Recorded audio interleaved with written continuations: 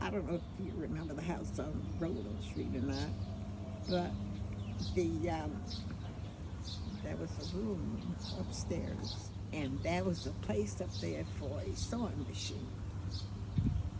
I would say, okay, I would go up and work until about 5 or 6 o'clock. The next morning, I would take time out to eat.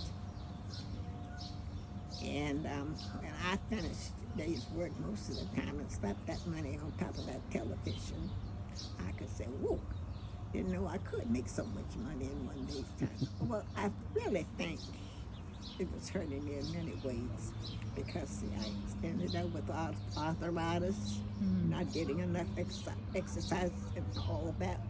So this is why I claim I'm in the condition I'm in, sitting up here in a damn wheelchair. Feel okay, nothing else is wrong with me, but money can be your worst enemy if you don't know how to use it right. Yeah, I remember. I mean, because you sewed so much, you were always sitting down at the machine. Yeah. And you would sew, All literally night 18, 20 hours a day. Yeah. You'd put me to bed in the summers at, 11 o'clock, something 10 o'clock.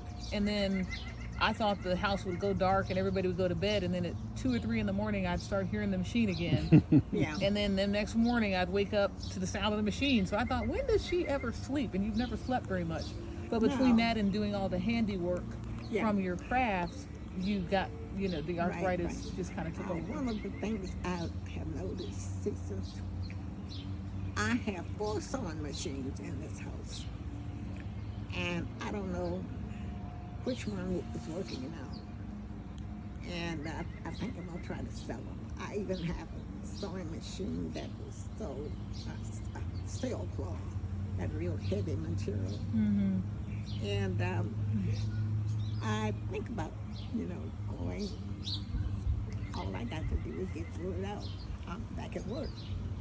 I can get all the work I want, but I'm not going to do that.